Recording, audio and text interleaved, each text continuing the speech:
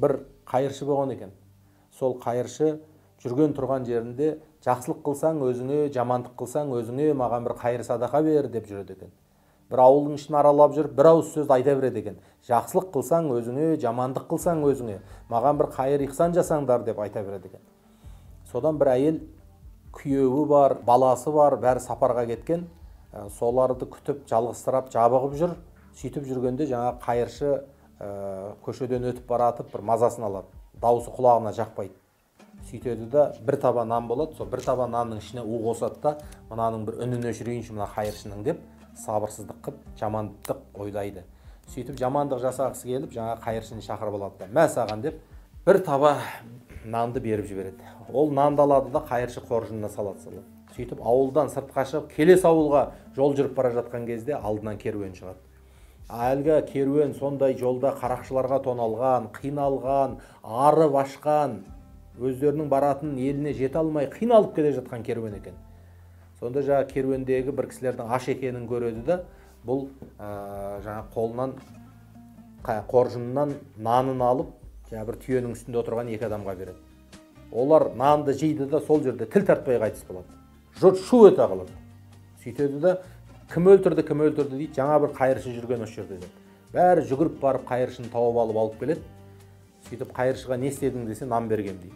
Жаңа нанды тексерсе, ішінде у бар екен. Сөйтіп екі адам керуенде қайтыс болып кетеді. Сөйтіп нанды қайдан алдың десе, нанды мына арт жақтағы ауылдағы бір әйел берді дейді. Барлығы жүгіріп барып, жаңа әйелдің үйіне барып сұрастырса, ол әйел бағанағы керуенде қайтыс болған кісінің әйелі болып шығады. Керуенде қайтыс болған ер азамат пен бала осы әйелдің күйеуі мен баласы болып шығады. Сонда қайыршының айтқаны дәл келеді. Жақсылық қылсаң өзіңе, жамандық қылсаң өзіне. Ол әйел ойлады, мен ана қайыршының үнін өшірейін, сөйтіп соған бір жамандық жасап, оны тыныштандырайын деп, оған у қосылған нан беріп еді, оны қайыршы жеген жоқ.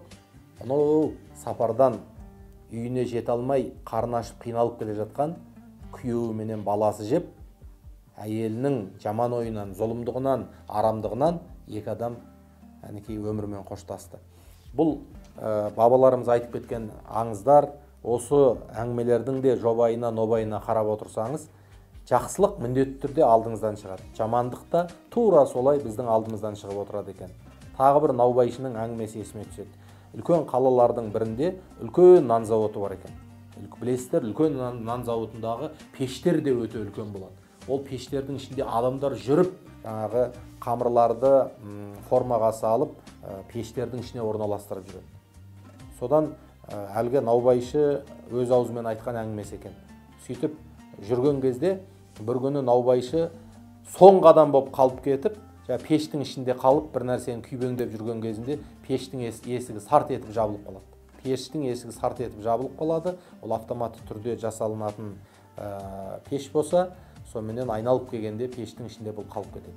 Ары айғайлайды, бері айғайлайды, бөлмеде ешкім болмағандықтан оны ешкім ести қоймайды. Айналып келгенде пештің ішінің ыстығы, жалыны бұны өлтіріп бара жатыр, ауа тарылып бара жатыр болса да. Енді өлдім-ау, енді жаным шықты-ау, енді қиналдым-ау деген кезде біреуге пештің есігін ашады.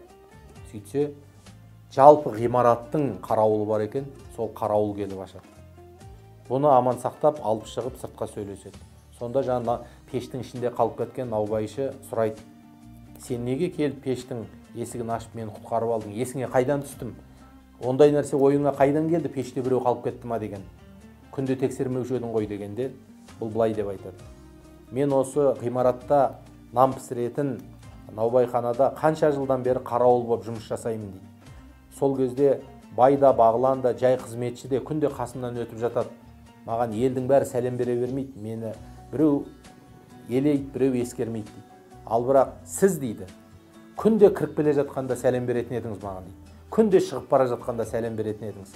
Сіз менің есімде күлімдеп кіргенде де, шыққанда да сәлем беретін адам ретінде қатты сақталғансыз дейді. Сіздің таңертең маған күлімдеп сәлем бергеніңіз есімде, бірақ қайтадан шығып сәлем бергеніңіз есімде жоқ. Содан ойыма келді, бұл кісі іште қалып кеткен жоқ па деп.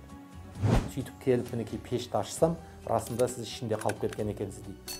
Сонда қарап отырсақ, жай ғана адам баласына жүйелі түрде жүзіңді жылытып, сәлем беріп отырудың өзі бір сәттерде алдыңнан жақсылық болып шығып, сені өлім аузынан құтқарып қалатын дүниеге айналады екен.